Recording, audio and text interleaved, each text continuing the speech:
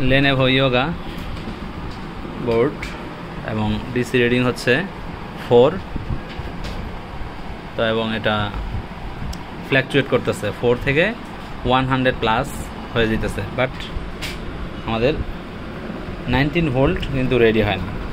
ওকে, দেখাই, এটা আমাদের 19 ভোল্ট রেডি হচ্ছে না। সিএলআর এ 19 ভোল্ট রেডি হচ্ছে না। ওকে, বাট দেখেন এখানে আমাদের ভোল্টেজের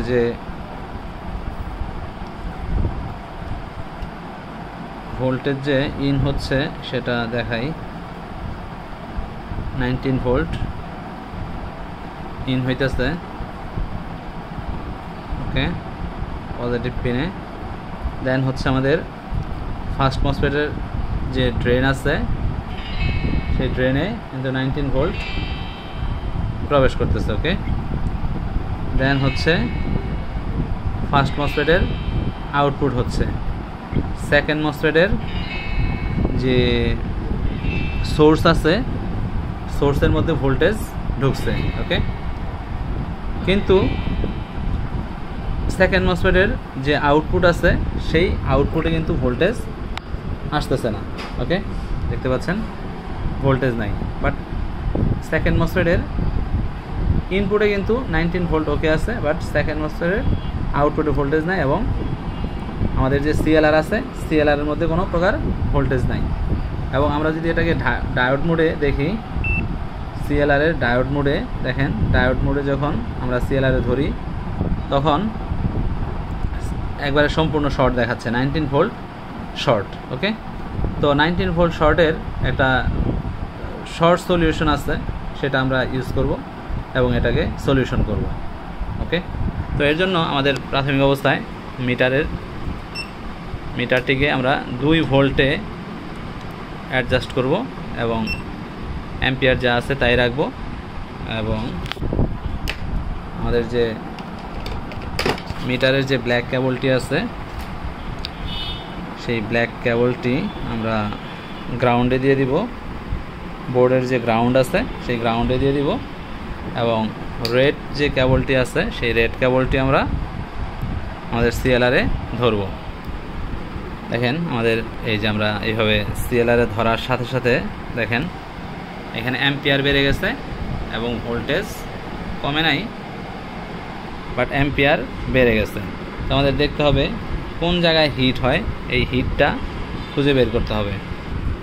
তো আমরা সিম্পলি এই যে এখানে হিট পাচ্ছি, এই যে এখানে এই সম্ভবত এই ক্যাপাসিটর, এই যে এইটাই, এই যে কয়েল আছে এই কয়েলটাও হিট হচ্ছে প্রচুর, সম্ভবত এই ক্যাপাসিটর শর্ট হইতে পারে। ওকে, পিছনে দেখি কোনো প্রকার। তো এইখানে আমাদের 2টা ক্যাপাসিটর আছে, এই দুটাও হতে পারে। তো আমরা একটু চেক করে দেখি আসলে কোন 2টা প্রবলেম আছে। উভয় পাশের ক্যাপাসিটর 2টা আমরা, এই ক্যাপাসিটর 2টা আমরা উঠায় ফেলবো। ওকে, এবং এই পাশের ক্যাপাসিটর 2টা আমরা উঠায় ফেলবো। দেন দেখি আমাদের আসলে কোথায় শর্ট আছে। তো দেখেন অলরেডি আমরা শর্ট পেয়ে গেছি এবং এইখান থেকে এই যে আমরা এখান থেকে এই ক্যাপাসিটরটা ফল্ট হিসেবে পাইছি। একটা ক্যাপাসিটর যেটা বাম পাশে ছিল সেটা ক্যাপাসিটরটা শর্ট। তো একটা ক্যাপাসিটর ভালো ছিল, একটা ক্যাপাসিটর শর্ট ছিল। তো একটা ক্যাপাসিটর আমরা অলরেডি ফেলে দিছি এবং 2টা ক্যাপাসিটরই আমরা এখন চেঞ্জ করে দিব। তো এখন দেখেন আমাদের সিএলআর এর কিন্তু অলরেডি শর্ট চলে গেছে, 400 প্লাস রিডিং দেখাচ্ছে ডায়োড মোডে। তো আমরা এখন আমাদের চার্জার কানেক্ট করি। এখানে রিডিং আসছে 7, 8।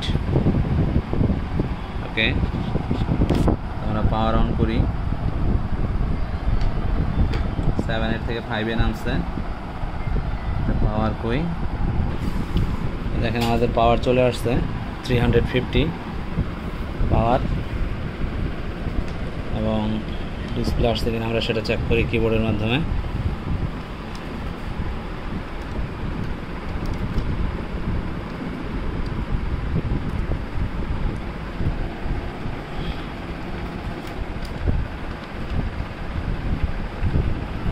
হয়েছে, সবগুলো যাচ্ছে।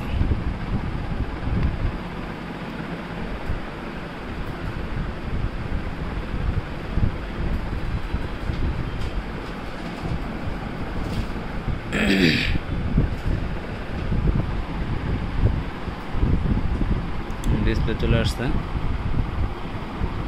কিবোর্ডে ডিসপ্লে দেখতে পাচ্ছি আমরা। তো শর্টকাটে আমাদের এই প্রবলেমটা সলভ হয়ে গেল। ধন্যবাদ সবাইকে।